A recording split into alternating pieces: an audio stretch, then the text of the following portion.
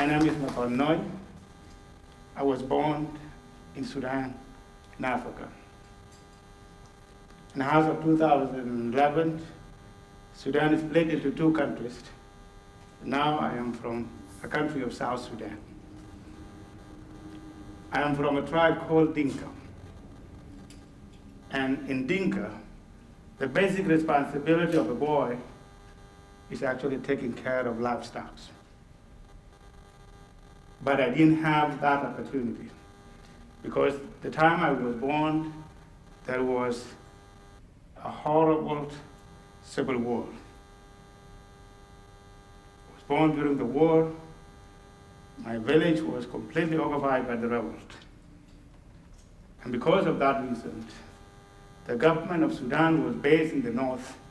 And so what they did was they armed militants from the north and sent them to our villages. And the objective was that they would come and destroy the village.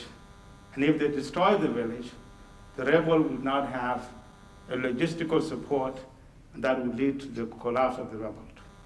So these militants were not paid. They were just given guns, and they were told to go to South Sudan, and whatever they get is how they would be paid. So every time when they come to our village, the first thing they would do would be burn down our huts, burn down our crops, take our cows, kill grown-ups, and take little children with them.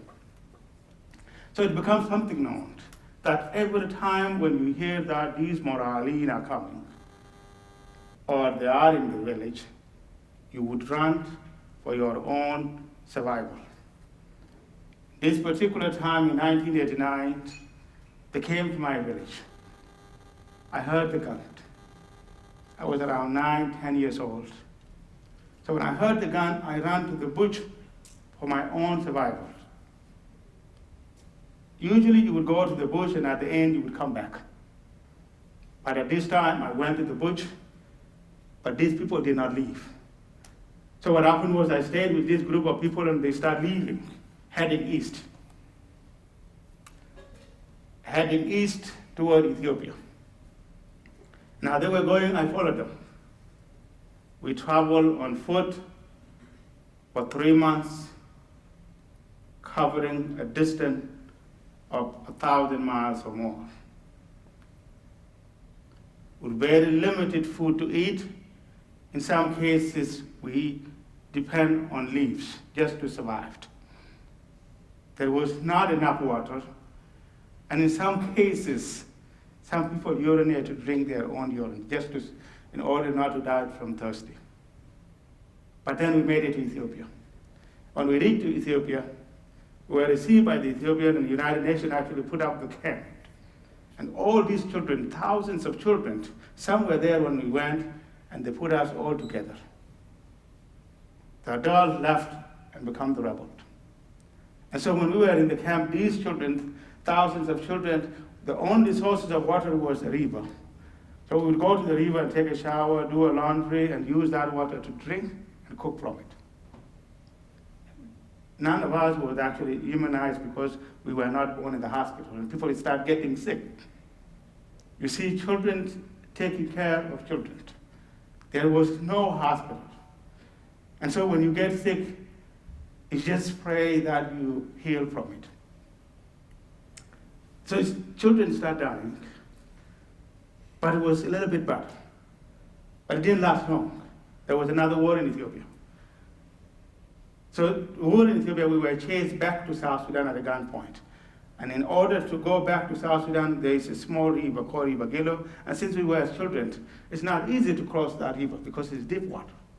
So the only option for us to cross the river was at least if you know how to swim. If you didn't know how to swim, the water would take you. If you stay on the other side, you would be killed. Thank God I was so fortunate that I knew how to swim, and I was able to make it to the other side of the river. And then we walked. I went to a place called Kapoita in eastern Equatoria in South Sudan. And when we were there, the government of Sudan heard that we were there. And because we were in the area control of the rebel, we were part of the rebels. They considered that. So they came with a surprise attack at the evening, around 7, 8 p.m. at night. And they attacked the village. And they attacked the towns. And from that attack, everything that I could remember was that almost every person I knew on that specific night was either killed or wounded. I had 10 close friends of mine, about 14, 15, 13, or 12 years old. These 10 friends, 6 of them were killed on that night. 6 of my friends just got killed on that specific night. The other 4 were shot, and no one was shot less than 2 bullets. I was shot 3 times. I was shot in my left hand, I was shot in my thigh, and I had a broken foot. There was no one to take care of injured. There was no ambulance to call. The town was captured by the Sudanese armed forces. So what do? You just struggled to survive, to escape. So I ran, I was able to make it out, crawling, and I went, and these people called a poster from Capoeira, who don't even speak my mother tongue, took me, and they covered my wounds. But they did not take out the dirt, the grass from me crawling. 8 days later, with all these injuries, I was able to make it to the Red Cross hospital. And when I went to the hospital, the doctor looked at my hands, all 3 of my wounds, all of them were infected. The doctor looked at my hand and he suggested that the only option would be to amputate it from here. So what I did, I cried. I cried because I was thinking about my life. I am here by myself. How would I survive? Thank God they came back and they asked me to sign it. And I didn't sign it. And because of that, they went and cleaned it up. 2 months later, I was sent to a refugee camp in Kakuma, in northern Kenya. I stayed there. Then in 1998, someone from the United States government, State Department, and someone from the United Nations High Commissioner for Refugees came to the camp. And they said, you have suffered for a long time. If a US government decided to take you to America, would you accept? For us, it was a dream come true. Because we were longing to come to America, but how to get here was not easy. So we said, absolutely yes. So they left, and then in 2000, 2001, they came back and started processing our journey to the United States. In 2000, and on April 3rd, 2001, I was fortunate to be chosen and I settled here in Rochester, New York, on April 3rd. It was a raining time. We came, in the airport, these people picked us up and took us to our apartment. The first thing they showed me at age of 21 was, this is light. You turn it off like this. Because I didn't know how to turn the light on and off. This is a stove. It's what you used to cook with. They had shown me how to use the bathroom. Then these volunteers took us to the doctor. I went to Strong Hospital here for my operation because my hand healed inward because I never actually go to physical therapy. So the doctor here did actually 2 operations, and I am now able to use my hand. I took English as a second language, did my GED, went to Monroe Community College. Then after finishing Monroe Community College, I transferred to Niagara University in Buffalo and studied accounting. In 2008, I graduated with my accounting degree and got a job with Citigroup. And that's where I work now since. I was able to get buy a car, 2 cars actually. My wife has a car, I have a car. My father never owned a bike. I was able to buy a home. So I have a good future. But there was an issue too. I was thinking about my family. Because when I left, the time I ran, I didn't know whether my father or my mother or my brothers and sisters were alive. So that was still in my mind. And so when I became a U.S. citizen, and there was a little peace in South Sudan, I left with my cousin Sebastian to our village. Our village actually is somewhere here, if you could see. So we traveled to South Sudan. And when we went, I met my father. When I left, what I could remember was he was a young man. That was 17, 18 years ago. And this time when I went, he was using a stick actually to go around. He hugged me, I hugged him, and he cried. I also cried because I didn't know that I would go back and see him in person. And he didn't know too that I would come back to South Sudan and alive. For those 17 to 18 years, we never spoke because there was no means of communication. They live in the village where there's no address. I was also going with my cousin, Sebastian Maroundit, who was able to meet his mother. And what he could remember was when he was a child, when we ran, his mother told him that French. But he didn't know anything about the life of his parents. And so what he found out was that his father actually was captured, tortured to death. What I didn't mention too, my mother also died during the war. My cousin was able to meet his younger brother, and what he did since he was in the United States, he took him and sent him to Kenya to go to a better school. Because the school we found in the village was something like this. In the summer in South Sudan, children sit under a tree like that, and it's a very, very hot climate. And that's the teacher, and it's not a favorable weather for them to take a lesson. This is also how it is during the rainy season. That's what we saw. And because of that, that's why Sebastian sent his brother to go to Kenya. Since Sebastian was coming with me, he was also there, and I took that picture. One child in that class, because his brother was there, raised his hand. And he said, Sebastian, you know, your brother was here with us, and now you took him to Kenya to go to a better school. What about me? And what about the rest of us? He was asking about their future of education.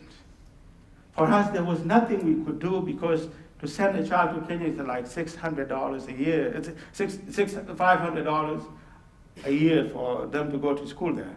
And there's no way we could get that much money to send them there. So what we did was there was nothing we could do but just to come back to the United States where we were living, and I could decide what to do. So when we came back, we came and found this organization called Building Minds in South Sudan, with the objective of raising money and build our childhood school in our village. With the help of those who helped us when we came to America, we were fortunate to raise enough money. And then went back. That was me, Ted, who was also our board member, and Sebastian, went back to the village and do a groundbreaking. This was the time when we went and did the groundbreaking in our village. These were mothers who were so happy that we were coming to build a school for their children. This was chief and his elders in the village who also came to attend. And after the celebration and everything, people started working. These are the mothers. They were carrying water in their hand because we didn't have water. There's no way of getting water close by. The men started mixing everything by hand. That was the foundation. People start building it. You see that as it went up? That was the final product that we were able to build in our village. That is inside the building, the classroom, inside the classrooms. We also were able to meet this girl actually, she's 19 years old. She had a polio when she was a child, but she wants to learn, and she has no means of going to school. So what she does is she goes to school on her knee. She walks on her knee 3.5 miles one way. Because of that, we were able actually to come here and raise the money and went home and bought her that wheelchair. Now she's able to use that wheelchair to go around. We also have pads for girls, because when girls get older, they have no sources of buying all these hygiene stuff. So we were able to get the pads, get sewing machines and give it to them, and they are using it in the village. That's when they were given the pads. We support adult education in the village. And we also built, after we finished our first school, we were able to build girls' primary school. And as I am speaking, we just started building a secondary school in our village. So in short, what I just talked about was my life when I left my village. I didn't have hope. I didn't know what the future holds. But through hard work and commitment, my life has changed. As I mentioned earlier, I now have a home. I have a family, and my cousin and I were able to go back and build 2 primary schools in our village. We are now building a high school in our village. And so what I want to tell you is, I want to say that whatever happened to you when you are a child or when you have difficulties, if you work hard, there's a chance that you will overcome and do something better for other people. And thank you for the opportunity.